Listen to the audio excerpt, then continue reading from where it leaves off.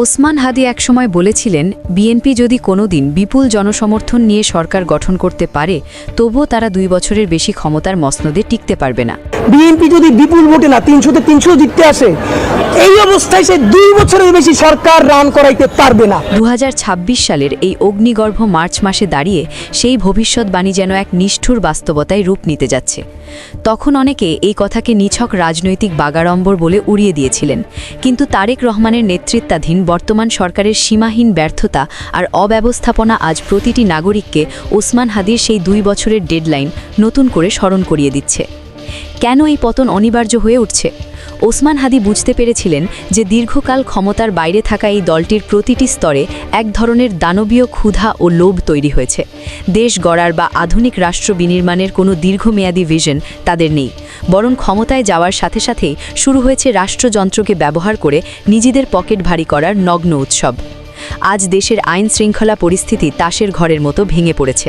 Police প্রশাসন আজ দলীয় ক্যাডারদের হাতের পুতুলে পরিণত হয়েছে, আর রাজপথে দাপিয়ে বেড়াচ্ছে চিহ্নিত সন্ত্রাসীরা।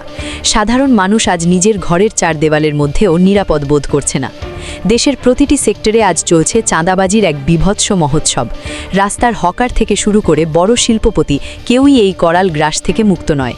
এই লাগামহীন চাঁদাবাজির প্রভাব সরাসরি পড়ছে নিত্যপণ্যের দামের ওপর, যা সাধারণ মানুষের নাভিশ্বাস তুলে দিচ্ছে। বিচার ব্যবস্থা থেকে শুরু করে প্রশাসন সবই আজ দলীয়করণে বিষিয়ে উঠেছে। দাগী অপরাধীরা কেবল সরকারি আশীর্বাদে বুক ফুলিয়ে ঘুরছে, আর নিরীহ সাধারণ মানুষ মিথ্যা মামলার ঘানি টানছে। ওসমান হাদি ঠিক এই পরিস্থিতির কথাই বলেছিলেন, যখন রাষ্ট্রের রক্ষক হয়ে যায় ভক্ষক, তখন সেই সরকারের আয়ু ফুরিয়ে আসে দ্রুত। শুধু দেশের ভেতরেই নয়, আন্তর্জাতিক অঙ্গনেও এই সরকার আজ একলা চলো নীতির কারণে একঘরে হয়ে পড়েছে। কোনো ভারসাম্যপূর্ণ পররাষ্ট্র নীতি না থাকায় পরাশক্তিগুলোর সাথে দর কষাকষির সক্ষমতা হারিয়েছে বাংলাদেশ। সব মিলিয়ে 2026 সালের এই চরম নৈরাজ্য প্রমাণ করছে যে জনগণের ম্যান্ডেট পাওয়ার চেয়ে তা ধরে রাখা অনেক বেশি কঠিন। মানুষ এখন হাহুতাশ করে বলছে, এর চেয়ে হয়তো আগের পরিস্থিতিই ভালো ছিল। এই গণ অসন্তোষ যখন চরম সীমায় পৌঁছাবে, তখন রাজপথে আরেকটি গণ অভ্যুত্থান হওয়া কেবল সময়ের ব্যাপার মাত্র।